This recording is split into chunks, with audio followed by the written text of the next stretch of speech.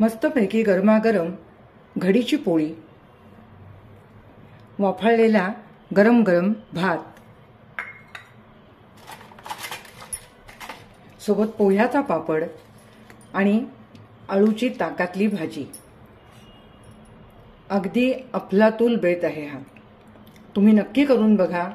चव पालट म्हणूनही छान आहे आणि उन्हाळ्याच्या दिवसात ताक आणि दही अशा थंड पदार्थांचं सेवन आपल्या आहारात नक्की असतं. नमस्कार, निलिमा चॅनलवर आपलं मनपूर्वक स्वागत आहे. आज आपण आलो आहोत आमच्या बाल्कनीमध्ये. इथे एका कुंडीमध्ये मी आळू लावलं आहे. आळूच्या मुळ्या किंवा अरवी कुंडीमध्ये लावल्या की असं आळू आपल्याला अगदी वरचेवर सहज मिळतं. आता उन्हाळा आहे, आळूची पानं बाजारामध्ये अवेलेबल नसतात, पण हे कुंडीत आळू लावलंय त्यामुळे मला अगदी 15-20 दिवसाच्या अंतराने पुन्हा ही आळूची पानं अगदी भाजीसाठी तयार असतात. तर तुम्ही पाहू शकता किती कोळी कोळी आणि छान पानं आहेत. अगदी सहज शिजणारी आणि स्वादिष्ट असं हे घरच्या आळूची पानं आज आपण काढून आळूची भाजी करूया. पण आज आपण आळूचं फतफद न करता ताकातली भाजी करणार आहोत. ताकातलं आळू खूपच छान स्वादिष्ट चविष्ट अशी ही भाजी होते. तर चला, ही आळूची पानं मी आता काढून घेते. चांगली स्वच्छ धुवून त्याची देठं कापून घेऊया.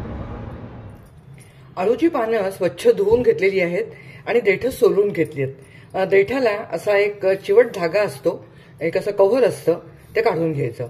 याप्रमाणे मी सर्व ह्या देठांची अशी सालं काढून घेतलेली आहेत. आता ही भाजी आपण चिरून घेऊया. आळूची भाजी जेवढी बारीक चिरली जाईल तेवढी ती चांगली मिळून येते. म्हणून ह्या जी देठं आहेत ती पाण्यात ठेवायची आणि अशी त्याची गुंडाळी करायची. त्यानंतर असे मध्ये 2 भाग करून घ्यायचे.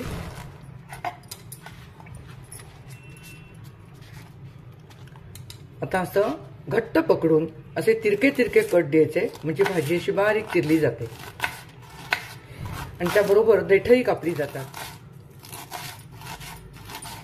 बघा, तुम्ही पाहू शकता अशा पद्धतीने आळू चिरलं की अगदी बारीक चिरलं जातं आणि मग ते छान शिजतंही आणि मिळून येतं.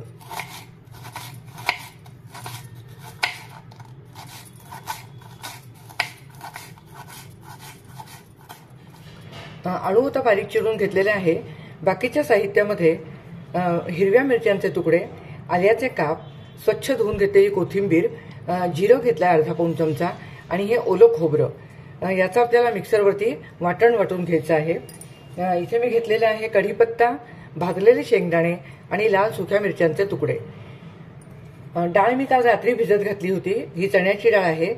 ती आता 8 ते 10 तास भिजलेली आहे. प्रथम आपण हे वाटण मिक्सरवर वाटून घेऊया. वाटण आता वाटून झालेलं आहे. या भाजीसाठी लागणारा मुख्य घटक म्हणजे ताक. एक भांडभर ताक घेतलेलं आहे, म्हणजे साधारण 200 ml हे ताक आहे. ताक चांगलं आंबट असायला हवं. ताक आंबट असेल तरच ही भाजी चांगली चविष्ट आणि रुचकर होते. 2 चमचे चण्याचं पीठ घेतलंय, चवीपुरती साखर आणि मीठ. आता फोडणीसाठी तेल तापत ठेवूया. फोडणीसाठी 2 ते 3 चमचे तेल घेतलेले आहे. मोहरी घालूया, जिरं, कढीपत्ता, हिंग आणि हळद.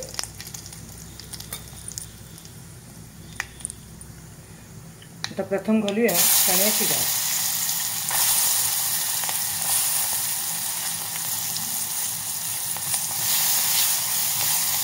ही डाळ थोडीशी परतून घेऊया.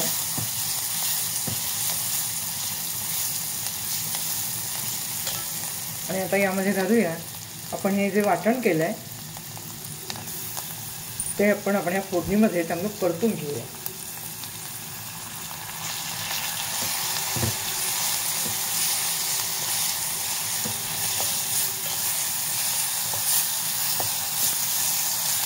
हे वाटण चांगलं 2-3 मिनिटं परतून घेऊया, म्हणजे मग भाजीला चांगला खमंगपणा येईल.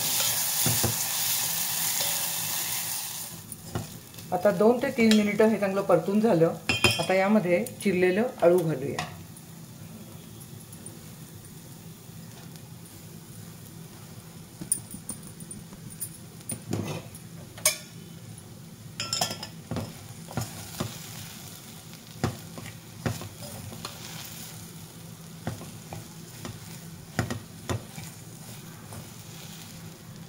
तुम्हाला जर का फार तुमच्याकडे वेळ नसेल तर तुम्ही हे 2 शिट्यांमध्ये कुकरमध्ये पण शिजवून घेऊ शकता. पण पातेल्यात शिजण्यासाठी सुद्धा अगदी थोडाच वेळ लागतो. आता यामध्ये घालूया पाणी. व्यवस्थित अगदी अळू गुळेपर्यंत पाणी घातलेलं आहे.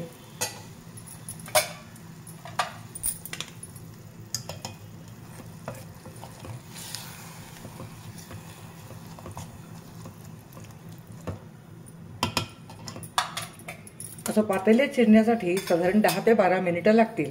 आता झाकण ठेवूया आणि 10-12 मिनिटांनंतर पाहूया. 10 मिनिटं झालेली आहेत.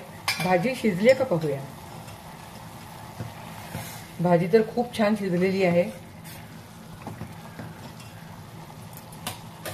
डाळकण जरी थोडासा कचवट वाटला तरी तो भाजी उकळताना चांगला शिजतो.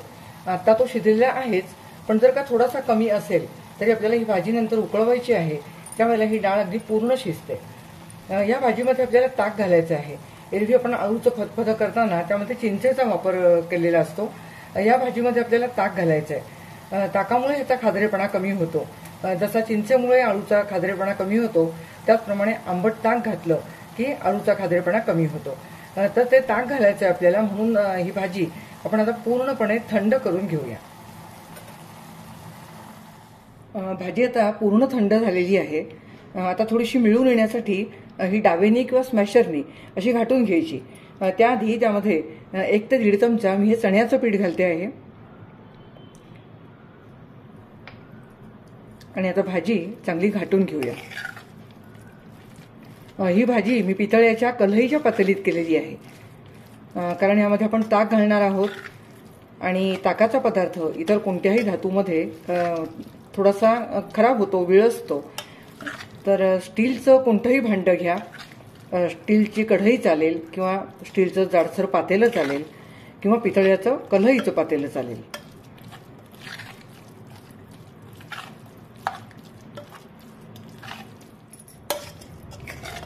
आता भाजी पूर्णपणे घाटून झालेली आहे. छान स्मॅश करून घेतली आहे. आता घालूया ताक. हे ताक जे आहे ते अगदी चांगलं आंबट आहे. प्रथम मी हे अर्ध भांड ताक घालते आहे. मी 200 ml ताक घेतलंय. त्यातलं 100 ml मी ताक घातलेलं आहे. मग जरुरीप्रमाणे घालूया, कारण यामध्ये थोडंसं पाणीही घालायचं आहे. भाजी आपल्याला उकळवायची आहे, त्यामुळे थोडंसं पाणी पण आवश्यक आहे.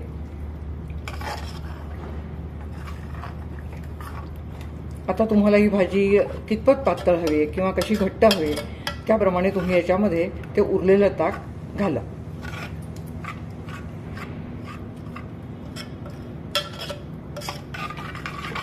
जरूर वाटली तर थोडंसं पाणीही घालू शकता.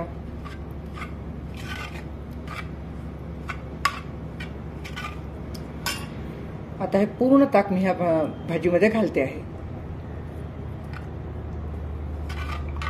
आणि थोडंसं पाणी, म्हणजे ताक आणि पाणी जवळजवळ सारख्या प्रमाणात घ्यायचं आहे.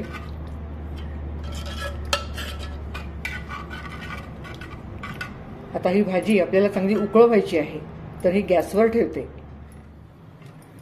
भाजी आता गॅसवर उकळत ठेवली आहे. आपण ह्याला जे बेसन पीठ लावलेलं आहे ते चांगलं शिजलं पाहिजे आणि ही भाजी सतत ढवळत राहायची आहे, कारण त्यामध्ये ताक आहे, त्यामुळे ती फुटू शकते. आणि म्हणूनच भाजी पहिल्यांदा ताक घालायच्या आधी सुद्धा पूर्ण थंड करून घ्यायची, कारण गरम भाजीमध्ये जर का ताक घातलं तर ते फुटतं. आपल्या नेहमीच्या भाजीला आपण मेथीचे दाणे घालतो फोडणीमध्ये, पण ताकातल्या भाजीला मी मेथी घालत नाही. पण जर का तुम्हाला मेथीचा स्वाद आवडत असेल तर तुम्ही पहिल्यांदा अळू शिजवताना 4 दाणे मेथीचे फोडणीमध्ये घालू शकता. तर आता पहा, भाजीला उकळी यायला लागलेली आहे. आता यामध्ये चवीपुरतं मीठ आणि साखर घालून घेऊया. गॅस थोडासा कमी केलाय. ताक आहे त्यामुळे मिठाचं प्रमाण अगदी व्यवस्थित हवं. तुम्ही तुमच्या अंदाजाने व्यवस्थित मीठ घाला.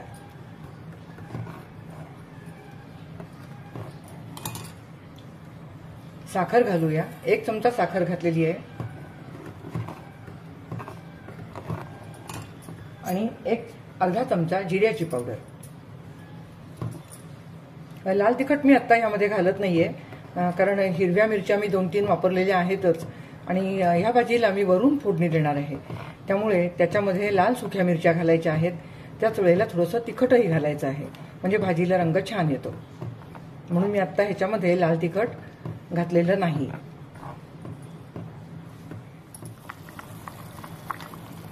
आता पहा, भाजी अगदी व्यवस्थित उकळलेली आहे.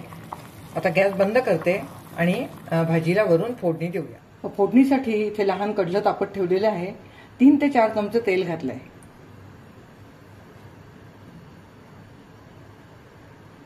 नेहमी आपण शेंगदाणे भिजवून घेतो आळूची भाजी करताना, पण आज मी हे भाजलेले शेंगदाणे घेतलेले आहेत. भाजलेल्या शेंगदाण्यांचं म्हणजे आपण जे तळणार आहोत फोडणीमध्ये, ते कुरकुरीत दाणे भाजीमध्ये खूप छान लागतात.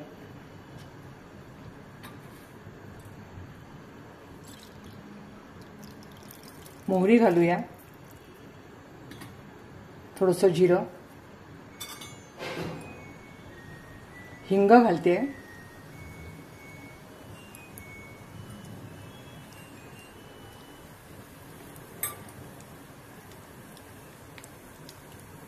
आणि आता घालूया हे भाजलेले दाणे. हे थोडेसे आपल्याला फोडणीमध्ये तळून घ्यायचे.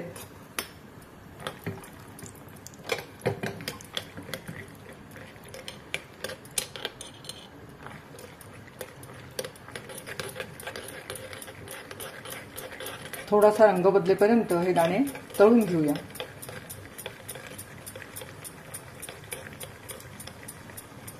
म्हणजे ते छान कुरकुरीत होतील.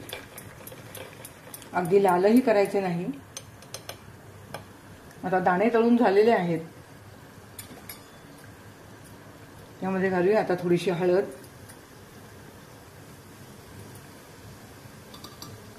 अर्धा चमचा लाल तिखट आणि सुक्या मिरच्यांचे तुकडे. लाल तिखट घातल्यानंतर फोडणी फार वेळ गॅसवर ठेवायची नाही. आता गॅस बंद करते. फोडणी झालेली आहे. आता ही गरमागरम फोडणी या भाजीवर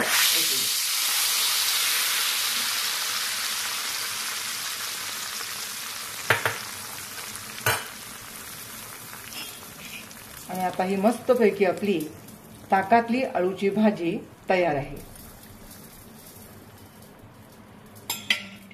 आपल्या पारंपरिक ताकातल्या आळूच्या भाजीमध्ये लसणीचा समावेश नाहीये.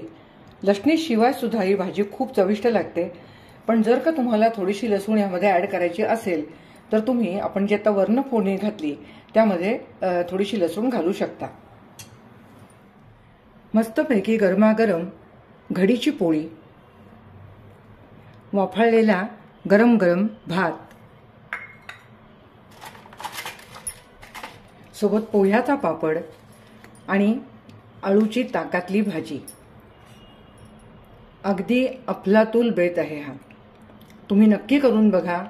चव पालट म्हणूनही छान आहे आणि उन्हाळ्याच्या दिवसात ताक आणि दही अशा थंड पदार्थांचं सेवन आपल्या आहारात नक्की असावं. म्हणून ही भाजी तुम्ही नक्की करून पहा. कृती आवडली असेल तर शेअर करा, लाईक करा, सबस्क्राईब करा. पुन्हा भेटूया अशाच एका छानशा रेसिपीसह. धन्यवाद.